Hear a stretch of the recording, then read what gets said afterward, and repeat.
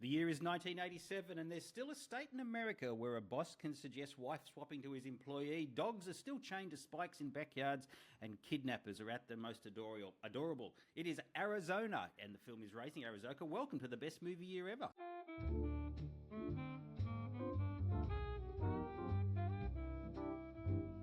Welcome, everybody. My name is Simon Foster. This is the Best Movie Year Ever podcast, episode 13. What could be my favourite episode ever. It's certainly one of my favourite films ever. The film is Raising Arizona, Joel and Ethan Coen's wild and wacky Looney Tunes of a comedy.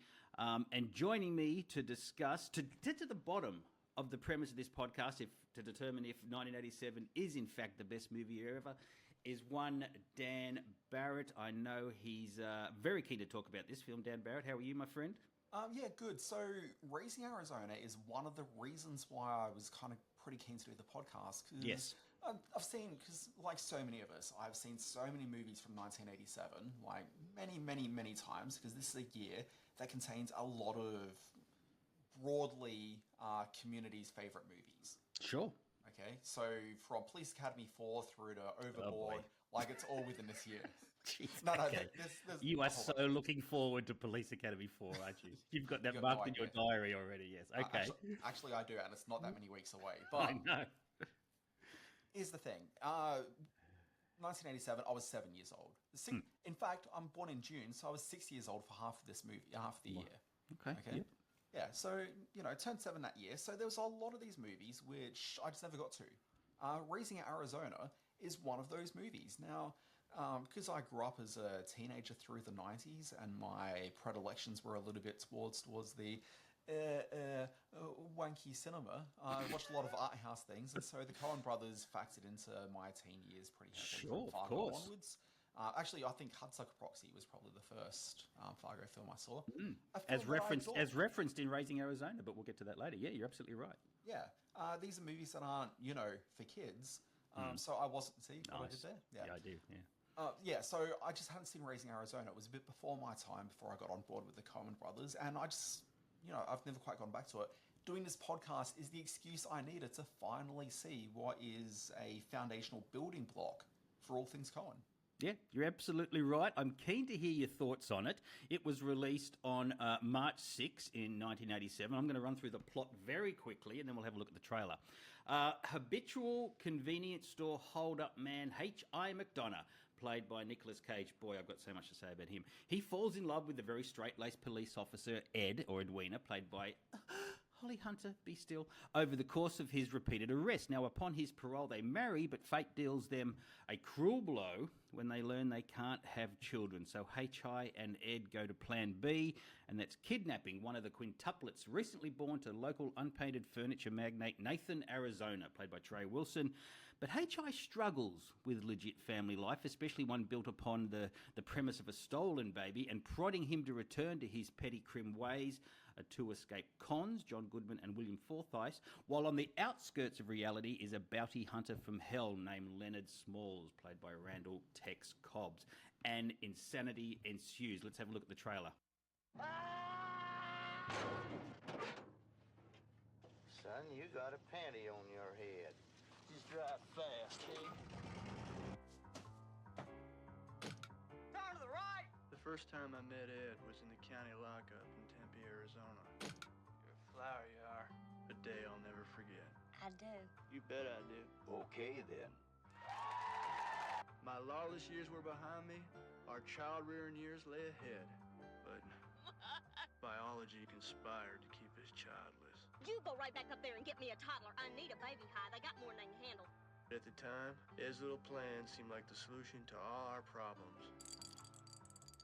And the answer to all our prayers. He's beautiful. What? Are you kidding? We got us a family here.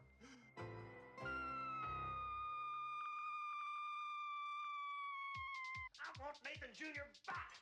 What's his name? Ed Jr. Hi, Junior. So far, we've just been using Junior. We call him Junior.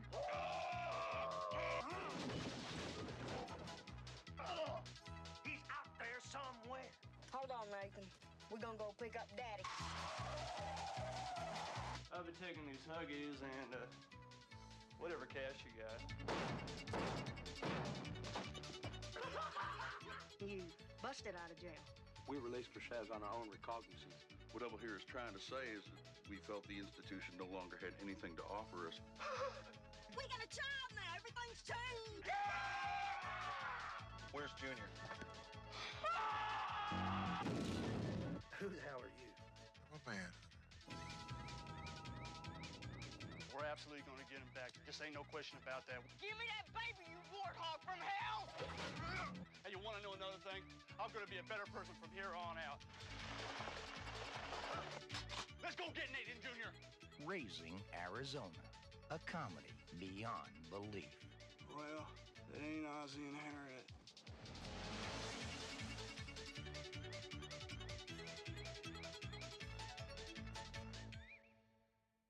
So from the trailer, we get some idea what a wacky, zany, high-energy comedic ride this is. To put it in perspective, I did see this at the movies a couple of times, initially at the Hoyts Entertainment Centre, a venue that you'll hear a lot of on this podcast, as you've already heard.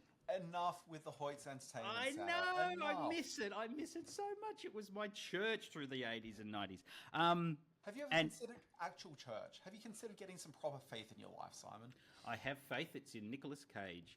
And innumerable times on VHS I've seen this movie and can quote at length. I must admit my Letterboxd account tells me that I haven't seen it since I started Letterboxd, which is about 10 or 11 years ago.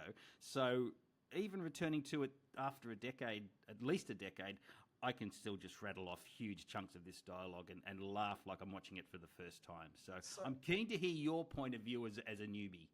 Thinking about the idea of Nicolas Cage as the face of your religion here, and watch this podcast in the next 30 seconds finds itself cancelled beyond belief by the religious far right. But the problem with Jesus is that you have the fine-looking moustache that Nicolas Cage has in Raising Arizona.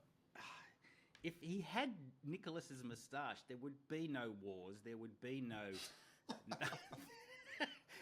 He would be the saviour that he claims to be. As he is, he's just a carpenter who got lucky. Oh boy, no, I don't know if I should leave that. No, see, I thought I was the one going too far, but here you are. Okay. Yeah. Look, I'm a little disappointed you didn't shave your beard off and have like the Nicolas Cage style moustache for this production, but here we are. Yep, I get it. All right, so I'm keen to hear your thoughts. Let's dive straight into this because I'm very clear that this and the next film they made, Miller's Crossing, are my two favourite Ethan Coen or Coen Brothers films. So this is, I'm on a high over this movie. You can probably tell by the fact I'm talking so fast and I've already had 3 coffees. So what did you think of Raising Arizona? So as I said, really keen to go into this one, and I was a bit cold. I didn't really enjoy it all that much. Jesus Christ. There's certain elements of the Coen Brothers that is like obviously on display here. So you got two types. Literally you've got two Coen Brothers. But as Coen Brothers movies goes, you've got two different types of movies. You got their comedies, and then you got their more serious efforts. And their more serious efforts have comedic elements through them, and certainly their comedic efforts occasionally have a dramatic moment, but not really in the same way. So you can definitely, even if it's a drama versus the comedy, you can always tell you're watching a Coen Brothers joint. Okay, but I think because this is so early in, and keeping in mind I haven't seen Blood Simple either, so I'm really curious to know what my reaction will be to that one. But this is very much Coen Brothers unfiltered in their earliest form, and I kind of think I like a Coen brother that's been a little bit more refined and maybe a little bit more mature. But also so the couple of problems I had with this one is that a lot of the comedy in this, particularly in the second half of the movie, it's a lot more slapstick and it's very broad and very over the top. And that's maybe where I bristle a little bit with the Coen Brothers when they get too cartoony. I never really quite enjoy that too much. And this is really cartoony. I think it's kind of interesting that they came up alongside Sam Raimi. Okay, and Sam Raimi also has a very similar sort of heavy lean into Looney Tunes style, human, over-the-top, zany comedicness. So it's going to be really interesting going back and watching Evil Dead 2 in 2 weeks' time when we do that on the podcast, Simon. Sure, yes. Fascinating that for cinema audiences, Raising Arizona and Evil Dead 2 came out a week apart. I know, it's just interesting. The only reason I'm not podcast backed up against each other is purely because there were 3 movies released on the same day, and for some reason Raising Arizona just dropped into this week, and we've got Tin Men next week. But that might be a good buffer anyway. While we're still talking Sam Raimi, let me just finish. Oh, yeah, go for it. I'll make the point very quickly that Sam Raimi and the Coens had just worked together on a little independent film called Crime Wave that came out a couple of years prior to this. So they were well versed in working with each other, had sort of the same sensibility, and there's an awful lot of the zaniness of Crime Wave, which is a much darker, more noir sort of comedy, but still frantic. And there's a lot of that in the very brightly lit Raising Arizona. Yeah. And the other thing that kind of got me, and this is more just like a me thing and my sort of,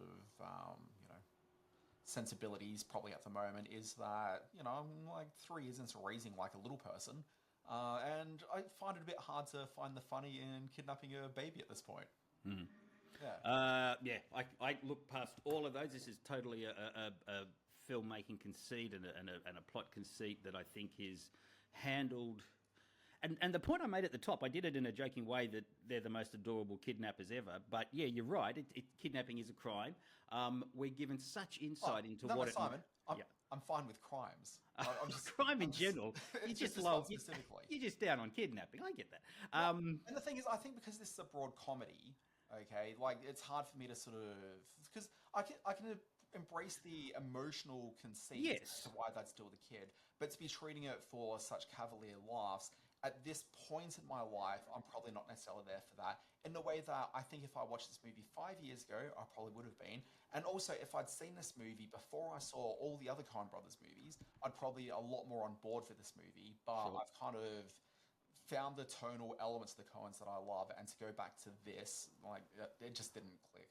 I'm almost exactly the opposite in what the tonal elements of what the Coen Brothers films have become. I've missed this kind of Coen Brothers filmmaking in a lot of the work that's come since. I think that as they've matured, their films are obviously. I'm not going to say anything bad against the Coen Brothers. They're Hollywood royalty, and their films are idiosyncratic and eccentric and beautiful to watch. And there wouldn't be a Wes Anderson, there wouldn't be a Spike Jonze if there was no Coen Brothers. It's funny that you mentioned Wes Anderson there, because I was thinking about this a lot in terms of the fact I hadn't seen Raising Arizona, but I'd seen pretty much everything else that came afterwards.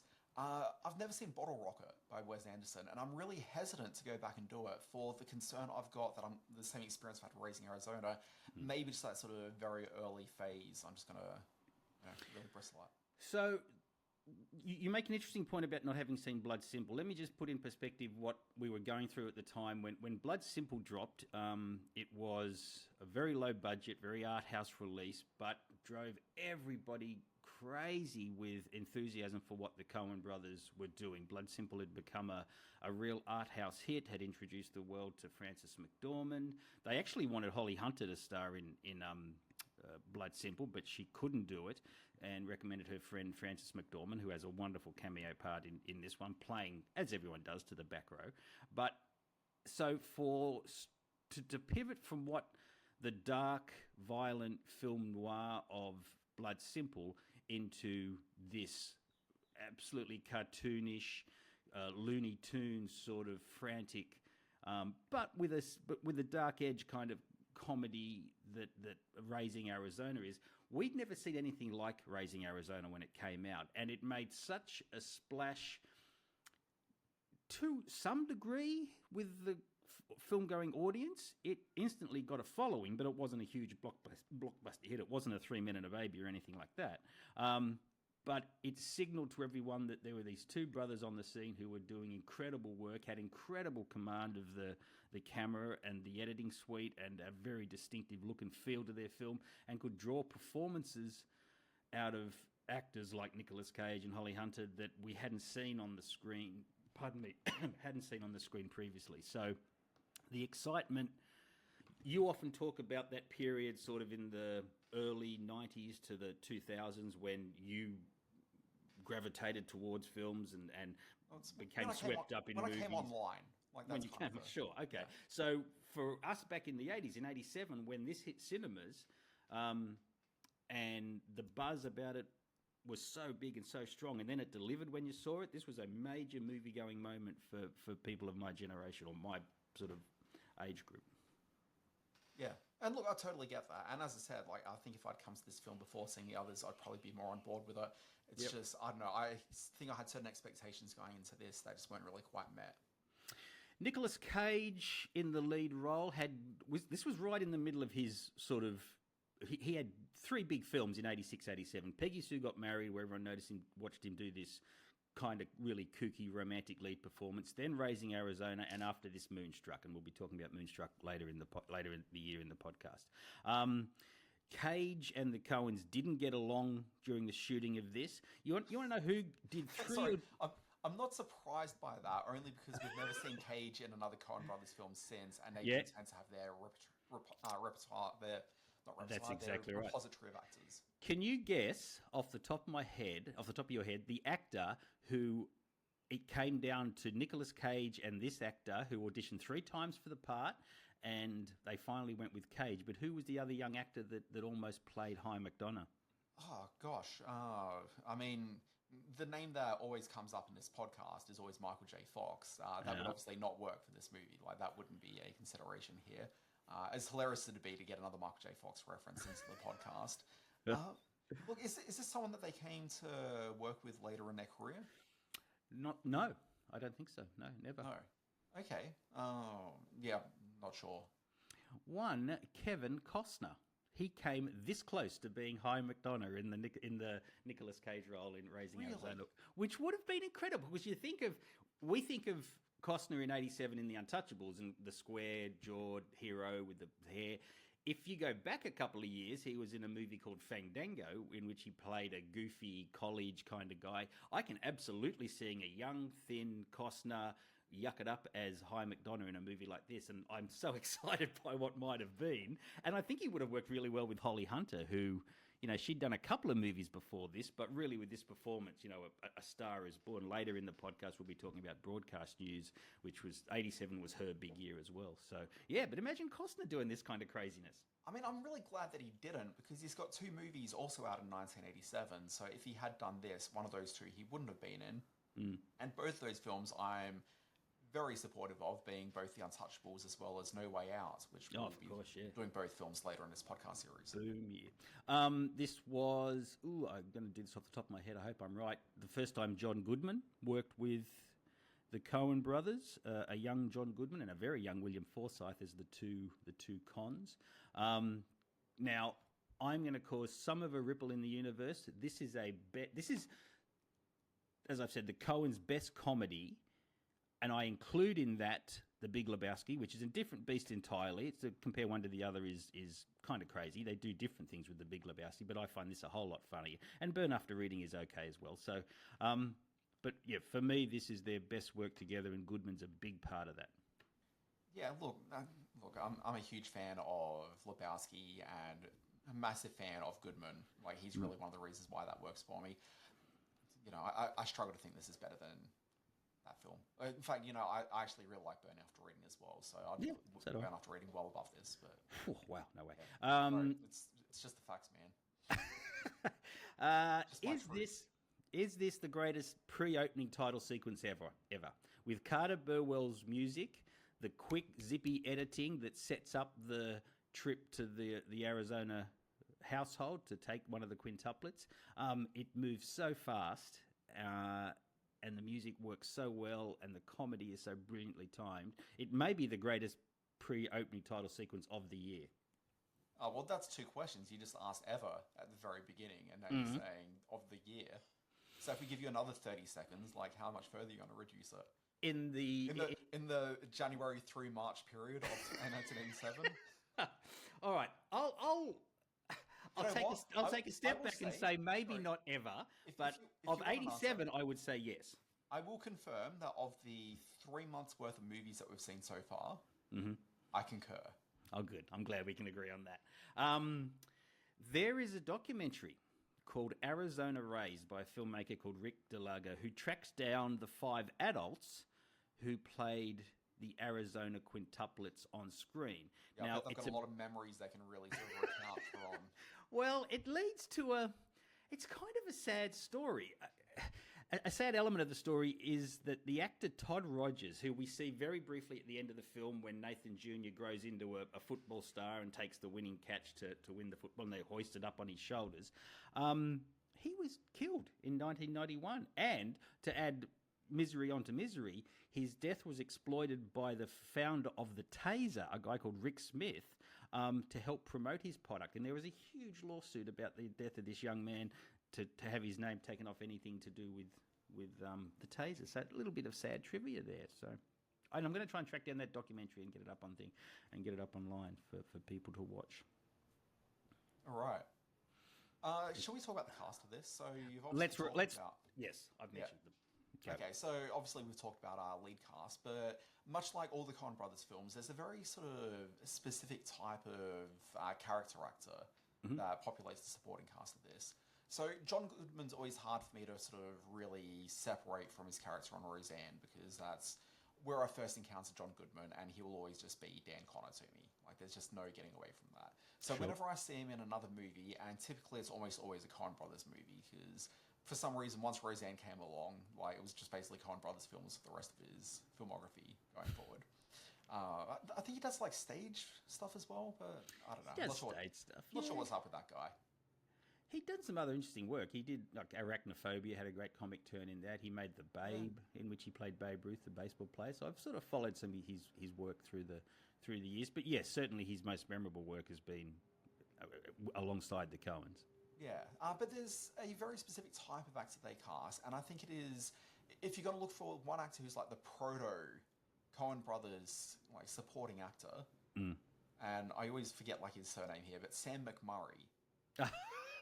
Like, for me, he is like the guy. Like, if I was to, sit in front like with a sketch artist and they're saying, can you please sketch me like a Coen Brothers supporting guy, I would come up as Sam McMurray 9 times out of 10. So Sam McMurray, for those that remember Raising Arizona, played Glenn, the husband of Frances McDormand, who come to visit the Hi and Ed at the trailer after they announced they've got this new toddler. He is hilarious. The Coens are determined to have their actors stick very closely to the script. The only piece of improvisation in Raising Arizona is when he throws the nuts at the boy who's scribbling on the wall or something like that. And the Coen brothers said, "We like that, we'll keep that in, but stick to the script otherwise." So, yes, you're absolutely right. Sam McMurray is very funny. When he runs into the tree, I remember laughing my head off. I thought that was the funniest thing ever. So. Yeah, Sam McMurray, if people don't really sort of know him that well, he's probably best known for, I think it's only like 2 or 3 episodes he was in of Freaks and Geeks. He plays the father of Neil, the Star Trek loving oddball. But he's got a particularly sort of notable storyline in that one where he's a dentist that the kids all love because he's a very sort of charming, affable guy who likes sort of helping out Neil with like the sort of fun gadgets of the moment, and he's kind of like the perfect dad who Neil finds out he's having an affair with someone else, and so it's kind of like the character's entry point into like adulthood in a really sort of pretty serious way. So dealing with some pretty serious issues. But anyway, he's very memorable for that. But you see him in sitcoms and movies all over the place through the 80s going into the 90s. We also have to mention Trey Wilson, who plays Nathan Arizona, or as his original name was, Nathan Huffhines. But have you ever bought unpainted furniture from a store called Unpainted Huffhines, which is one of my favourite lines ever? He was on a real career role at this point in time. He'd done roles in Bull Durham, in Married to the Mob, in Twins, but he died not long after this film was released in January of 1989 from a cerebral hemorrhage. So he was an actor was a great character actor who was finding some of the best work of his career at this point, and then fate took a very nasty turn for him. And of course, the monster of a man that is Randall Tex Cobb as Leonard Smalls. He's a tough guy actor, a martial artist. He was a professional boxer who competed notably against the mighty Larry Holmes in one of the most brutal heavyweight divisional fights the sport had seen up to that point. And he is terrific in this, I think. He's as nightmarish a vision as this movie can offer up. So, look, first of all, I think it's important to recognise that despite, his very sort of physical, athletics career, never engaged much in the arm wrestling circuit, as seen in the recent 1987 film Over the Top. Much After to his that, loss. Yeah, very sad. Yeah, massive mark against him. Mhm. I kind of felt this is the character that really sort of sank the movie for me. What? In that I don't think that they introduced the character early enough into the film. Like, to me, like, the way it plays, and we're going to think about this in a Looney Tunes context, okay, he's very much the coyote to every other character's Roadrunner in a lot of ways. Like, it kind of feels like he needed to be a presence that's kind of constantly in pursuits, but, like, it's only, like, just past the halfway mark that he really becomes, like, that sort of presence in a movie. Well, I think I'd forgotten the scenes where he actually tracks the baby down first, where he goes to the caravan and finds and like he sits there by the fire. They were two very quick scenes that had been lost to me over time. And then he goes and visits Nathan, Arizona, and says, "I'll get your boy back. I'll get you." So that, and to me, that's kind of where the character actually kicks in and really starts becoming more of a presence. But I don't know. Maybe there was more of him sort of edited it out. You don't think the nightmare sequence that introduced him, the flames burning out of hell, he was born out of hell, sets him up? I thought that was a brilliant setup. I'm just saying he's not really a present sort of figure in this. I kind of felt he needed to be in it more. Like, it was kind of... What they used him for wasn't enough for the characters to really register as being beneficial to my mind. Okay, all right. I played such a significant role in the ending. The fight that he has, that scene we saw in the trailer there where Holly Hunter strides towards him and calls him a warthog from hell. I think it's just burnt in my memory as a great piece of movie making. What are we up to? You know what? I was taking notes. As you know, I take notes with these films, and I literally couldn't keep up. Like, I was trying to... This movie moves at such a fast pace, and do I try and write down that line, and as I'm writing down that line, another funny line comes along, or there's some crazy moment that I should have been looking at. So I ended up not writing down lines and then not taking down notes and then just recovering as I went along. Which is probably good, because I think it makes a pretty lousy podcast where Simon just starts recounting lines from Raising Arizona, laughs to himself, and then moves to the next line. Sometimes I get the menstrual cramps real bad. I wrote that one down. I wrote... Yeah, see... I just read one that I read. Now, let me just... When he's buying the balloons and William Forsythe says, "Do these balloons come in funny shapes?" And he goes, "No, not unless you think round is funny." Just... Oh dear, I might have to take a moment. That's very funny. Tonal shifts. I'm just sitting back, just letting you, finish your people moment. watching me have a good time. The way they pull off the tonal shifts, and we've mentioned the tone of this a bit along the way. I didn't realise there were any tonal shifts in this movie. Oh, are you kidding? 1 minute it's a slapstick comedy, it's a violent thriller, it's a frantic heist movie, then it's this very sweet drama. I'm very surprised that you didn't pick up on the need for these people to have a baby in their life and what it meant to them. Simon, and it's why they get away with being kidnappers. I feel like so often you've just chosen a narrative on this that you want to listen to. It's not that I don't appreciate the emotional sort of heart and spirit of the characters. It's just I don't like what they're doing being played for laughs that much. Like, that's the at this point in time. I get that. No, I totally get that. Get what you said. Let's get right to the end of this because at the end, when High is fighting the warthog from hell, Leonard Smalls, there's a tattoo reveal. It reveals that they both have the same tattoo, which looks like Woody Woodpecker, but apparently isn't. It's to do with some car manufacturer or car parts manufacturer. I was doing a bit of research, so it's not a Woody Woodpecker one. But as they're fighting... I assumed it was Woody Woodpecker. Yeah, so did I initially, but for Clams car parts or something like that, I read. My understanding is that the end of the Batman vs Superman film, like, it was going to be a Woody Woodpecker tattoo reveal, but they realised that had been done, so they're both like, "Oh, Martha." They went with their mums instead. Yeah, that was a good choice. What does it mean? Can you give some of your learned insight into what it would mean when both characters have this tattoo and it's revealed at the last moment? How did you read it? Oh, look, I mean, it's kind of the same thing with, like, a Martha, and they both have a shared humanity and, common sort of meeting ground. Which would be what in this context? I mean, exactly, Simon. This is part of my problem with the movie, but sure, go on. I'm literally asking. I had trouble thinking about it because it was a scene that I'd forgotten over the years that that they both have the same tattoo. I'm assuming that it represents to High MacDonald what he might have become if he'd gone down the path of ill repute or continued down his criminal ways.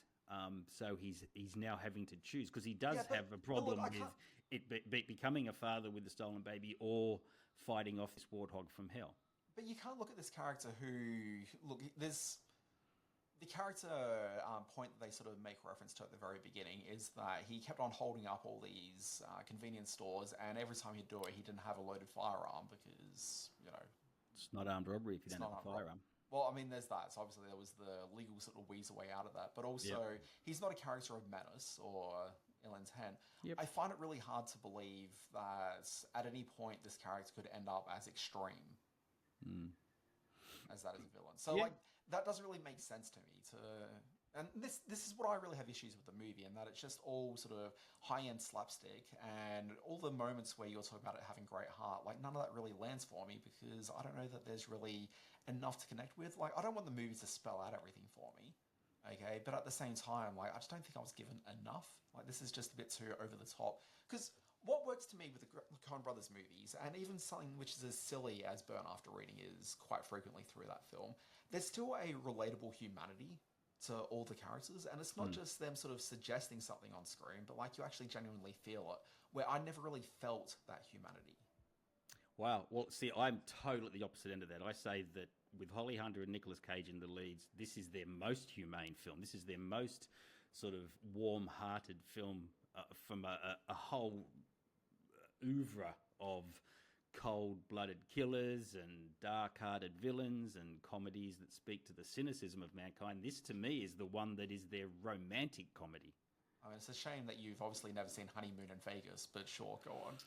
Honeymoon in Vegas, that's not a Coen Brothers film. No, I was talking about Nicolas Cage. Oh, Nicolas Cage, yeah. Oh, well, and I've seen that many, many times. That's one of my favourite performances as well. Hey, That's disgusting. Ed, the character of Ed, you know who, and I meant to mention this when like the whole Kevin Costner thing came up, it was between Holly Hunter and Kate Capshaw. Kate Capshaw was very nearly cast. So we could have had a Costner-Capshaw Raising Arizona, which would have been a whole other thing. Anyway, what does Kate Capshaw really do after this? Like, it kind of feels like... she's already done... She had a pretty high-profile marriage. Like, I guess that sort of took her off the board. Yeah. Not a whole lot. Bits and pieces, but nothing of note that springs to mind. Yeah, I guess she had Black Rain in '89. Sorry, I'm just going through. That's true. Yeah, now. Black Rain was the other one that was, the high-profile studio pick. But on a budget, in this year, she was in the Sam Elliott film *Quick and the Dead*. Yeah, well, that was negligible. That barely got released, did it? Was that the one with Peter Weller? Is that on our list of movies, or did you ask for that one to be removed? I think that might have been one that you... I may have taken that out and dropped in Street Trash or something like that, so we'll wait and see. Do you know what Street Trash is? No, I don't. It's definitely been removed from our schedule. I do remember it's typing this the spreadsheet at one Oh, point. really? Yeah. Yeah, no, we don't need to watch that. I know you went through and picked out about 10 films where you're like, we're not doing that. Yes. All right, let's move on to the stats off a budget of $5 million. Sorry, and can confirm we are doing Street Trash. Oh, we're doing Street Trash. Podcast. Don't you worry about that. We're doing Street Trash. Wait till you see that. I know you don't love your horror films. Look, that is one of the, like, of the 100 films we're doing, there's probably about 15 I've never heard of before. That is firmly in that category. I can't wait. All right, stats. Let's do this. Budget, $5 million. What did it take at the box office, and where did it fall on the box office chart? Ooh, good question. So, $5 million, my automatic assumption, or like thing that I want to do, is to say this made all the money in the world, became a big box office smash. But I mean, I know that was just never really true. If it made $5 million at the box office, I'm going to say it made 15. Sorry, if it $5 million budget, I'm going to say 15 million at the box office. And even then, I feel I'm overestimating.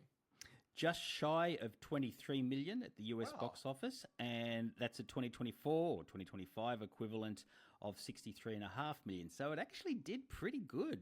Yeah, that's not too bad at all. Right. It just crept into the top 50 films of the year. It was 49th on the Box Office Mojo 1987 chart, so that's not too bad. We should sort of say the Coen Brothers, obviously not necessarily really household names, probably till Fargo. Oh, okay, yeah, but for sure. For film lovers, they were pretty firmly out of the gates favourites. Yeah, absolutely, there was. Do you have a most memorable scene? I've already mentioned the pre-credit sequence for me. I would also mention the big robbery scene when the dogs start chasing him. I thought that was so funny. Every time they cut away, a new dog had joined the hunt. So I thought that was very, very funny. Do you have a most memorable scene? I mean, it was probably... Look, it's probably a mixture of when he first enters the convenience store and Holly Hunter's outside and realizes that he's robbing the store. You son of a bitch. To me, that was the scene that the film kind of kicked into gear, and I just found my attention just a bit more riveted. But then the chase that happened afterwards, which I appreciate is praised by fans of it, but to me, I just kind of thought it just kept on going, was to the detriment of what I was enjoying about the movie up to that point. But I kind of actually really like the sort of heart and humanity of right at the end when they're bringing the baby back, and I'll call him Mr. Arizona because I can't think of his first name. Nathan. Nathan. Yeah. And he realised that, no, these are the people that actually kidnapped the child. Yeah, Which, that was a sweet scene. Yeah, to me, it's a little bit out of context with the characters that we'd seen really until that point, but I still kind of went with it because it was kind of a nice scene. For me, the MVP of this, it's the Coens getting a free rein to be just crazy with their cameras and to edit and cut the way they want to do it. But as I mentioned at the start, I just fell in love with Holly Hunter in this film because she was so wonderfully the warm human center of this film, when Nicolas Cage's character was in Looney Tune terms, he was Sylvester the cat, really, in all of this. Holly Hunter was this beautiful, sort of sweet. I understood every emotion she was going through. I understood the toughness she had to show in the face of these two ex-cons and the comedy that she pulled off on top of all this. So the MVP for me, while Cage's performance is a brilliant piece of comedy, Holly Hunter is the MVP. Yeah, I guess if we're going to use Looney Tunes comparison points, to me, she's the Foghorn Leghorn of this movie, in that, I get it, I get why people like her, but at the same time, I've never really understood it entirely. Wow. I absolutely respect every one of your opinions, but you are literally the first person... I've got to say that onto air. You know it's not true, but I've got to say that out loud. You're literally the first person in my life that I've spoken to about Raising Arizona who just wasn't completely wowed by it. So that's just where I stand. So I'm happy to hear your points, and that's what we do in our podcast. I mean, also, I'm sure that most people you talk to about Raising Arizona, one, are in your demographic of 75-year-old men plus, but also are probably of people of whom have seen Raising Arizona years ago, and it's part of their, cultural DNA at this point. Yeah. Yeah, I'd like to see you go out on the street and talk to a lot of the youngs out there and ask them what they think of the movie now after... Well, I don't have to do that because there's a little thing called the internet that the youngs run. And in my research for this, I'm finding all these wonderful sites about people who love Raising Arizona, who are discovering it for the first time and saying it's wonderful. So, look, and I totally get from your point of view. I went through films when I first became a dad. I went through films that I didn't want to watch because they had elements about them that were going to that I brought my new daddiness to. So I completely understand why you say that. So I have no problem with that at all. But some of the other stuff about the frantic sort of bravura of filmmaking is interesting. If this had been a straight drama, I think I would have bought into it a lot more. But it's just being expected to laugh along and cheer these characters along. That's kind of where it became a bit more of a challenge. Does the film speak to our podcast premise that 1987 was the best movie year ever, and we've got 100 films to prove that? Yes or no? Look, I mean, I'd say yes. To me, look, it's hard for me to necessarily divorce this from my experience with the Coen Brothers. But if I'm to look at the Coen Brothers and say, what are the things that made them the filmmakers they are today, or were previously? They're not really making films together anymore, so that's kind of a weird way to phrase it. But I don't think that you can get to the films that I love from the Coen Brothers without this movie existing. Like, this is definitely, you watch this and it's perfectly competent, and I get why it has the rabid cult fan base that it does. Like, I'm not ignorant of that at all. The film didn't necessarily work for me because I just think they've done more mature work since then, and I've connected to it in a much bigger way. But you can't get to those movies without this. To me, this speaks to the fact that it is a quality movie, and if we're to look at the gumbo that is cinema of 1987, I'm glad this is part of it. It's important. Also, this is probably the first taste of, one of the few tastes we'll see in this year of movies of the sort of films that we consider to be the independent film movement of the early 90s going forward. Sure, yeah, totally get that. Yeah, the Coens' emergence in this period absolutely fueled everyone else's desire to find the next great film talent and film voice. And I don't know if I've talked about this with you. It's a regular talking point I bust out, usually with a few beers under my belt at some point. But so early in the morning. It's only 10:30. I've used several, bottles in by this point. But no, I've got this sort of belief that we think about decades as being this thing that goes from, we'll say, 1990 to 2000, and we'll sort of think about a 10-year period like that. That's a decade. Me, I always feel that culturally a decade isn't the 0 to 9 or the 0 to 0. Instead, it's the 5 to 4, 5 to 5. It's kind of around there. So it's like 1985 through 1994 speaks more of a singular cultural movement than 1990 does to the end of the decade. Like it's, you always have to look at these fives. And to me, like the beginning of that independent spirit of cinema and the sort of flavor that we kind of know, the sort of creativity they sort of come out of it. Because it's not like independent cinema began with sexualizing videotape. Like, that's clearly not the point at all. Because, can we just talk about this guy named Roger Corman, for example? Okay. Sure. Yeah. By definition, independent cinema takes on different forms, though. When we think about that rise of Sundance and what we sort of started taking on board, thinking about the rise of that sort of independent cinema, like it kind of begins in like the mid-'80s with, getting a bit earlier, like Blood Simple speaks to that, the early Raimi films, like this is kind of the genesis of that as a cinematic movement. Yes.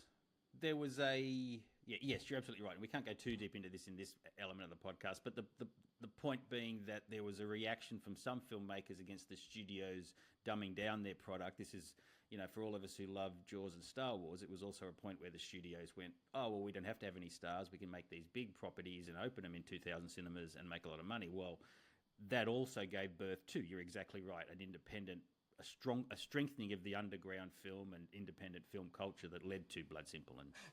So it's funny, what you're speaking about there just speaks to this thing in all culture, but very evident in movies and what we're talking about here, which is that art and movement come as reactions against the broader cultural movements of the time. So you were just framing it then as to the rise of the mid-'80s filmmaker reacting against the films of 1975 onwards. But the rise of Spielberg and Lucas were very much a reaction to what else was happening in cinema at the time. Oh, absolutely, yeah. Like your Easy Riders and stuff, which was rebelling against the films from the 60s, which were like these big lavish productions. So it's that ebb and flow going backwards and forwards. Exactly right. Where did you watch this film, Israel? I actually dragged out the old DVD and watched it on there. It was a bit of a scratchy old DVD copy, but it was fun to watch. I think it's pretty much available on most platforms. It's not hard to find, if not just buy and rent around the place. It's for sure. Easy one. Next week, you've now got me looking it up now as to where you can get it. You know what? What? You can find it on various platforms, but if you are a Disney Plus subscriber, you can just find it there. Great. That's easy. That's good too. It's been a good couple of weeks for me. We had Angel Heart last week. We've had Raising Arizona this week. What are we watching for next week's Best Movie Year podcast? We are taking a look at the Barry Levinson film, Tin Men. Set in Baltimore in the mid-50s. I feel fondly for this film, but it's been a while since I've watched it, so that will be one that'll feel like a new watch for me. So I'm keen. Dreyfuss and DeVito and a great support cast, I think, of great sort of character actors. So, yeah, I'm excited for that one. We're in a bit of a rich vein here, my friend. This is kind of it now. We start tapping into this vein for the next, 30 or 40 weeks. We're getting into the good stuff. Yeah, all right. But yeah, so Tin Man, I haven't seen it before, so this is going to be a fun experience for me. Not really a film that really gets talked about that much. No, it isn't. Yeah. I remember it was quite a big deal back in the day because he was coming off Diner and had a bit of a Hollywood zing about him. It's pre-Rain Man, Barry Levinson, so he doesn't have too much going on. But yeah, good cast. Yeah, very keen to see that. And then next week we've already referenced, the week after that, we've already referenced it, but Evil Dead 2. Oh my God. I'm so excited. Yeah. Look, I'm just going to run through. We're not going to do this that frequently on the podcast going forward, but just to give an idea as to where we're heading here. Next week, Tin Man, Evil Dead 2, Whoopi Goldberg in Burglar. which Oh, I boy. don't think I've seen that movie before, but maybe Wasn't I did as that a one kid. that I cut out? I'm absolutely certain I cut that out. You've dropped Nah. that back in there. I- All right. Well, I may have I've done never before seen it. it. I've never seen that. So that'll Oh, be a well. fresh one for both of us. I think it's an important one to get on there. Generic, Very important. generic comedies, I think, is important. The Fourth Protocol, another film I haven't seen, but Okay. kind of curious to check that out. Blind Dates with Bruce Willis and Kim Basinger. Swing. Yeah. Love her. Then there's a little film called Police Academy 4, Citizens Oh. on Patrol. You Then are we'll- just counting down the days, aren't you? Nancy, The Secret of My Success, Project X, Creepshow 2. What a year. Oh, it's all happening. What a year. Gee, it was a good idea for a podcast to do this. I'm glad they're on board. All right, you can read my stuff at screen-space.net. Going through a few changes at the moment after my discussion with one Dan Barrett in the days past. So keep abreast of all things that I do there. What do you do, Dan? Sorry, just to confirm, the website's going through some changes or you're going through some changes? Well, at my age, I'm always going through changes. But yes, the website's going through changes as well. Folks can find me over at thealwaysbewatching.com. It's a newsletter that comes out about the TV and streaming industry. So all the interesting news and information you might want to find hits your inbox every morning without you having to look for it. What a value add I provide to people's lives. Sign up for that one. It's free at alwaysbewatching.com. See you next week, everyone. Thanks for listening to Best Movie Year podcast. And of course, check out our website, bestmovieyear.com, where you can sign up to our weekly newsletter that tells you that there's new podcasts, but also trivia and facts and pictures and all sorts of other ephemera you might want to learn about. And I suspect that when Simon gets busy writing about Raising Arizona, expect a deep and intricate newsletter. The first volume is going to be full of stuff, and then we'll get on to the rest of what I'm going to write. Oh, I love this movie so much. Please watch it, everyone, and then come back and listen to our podcast again. Yeah, so maybe take a week and then sign up for Tin Men. Anyway, folks, we'll see you next week.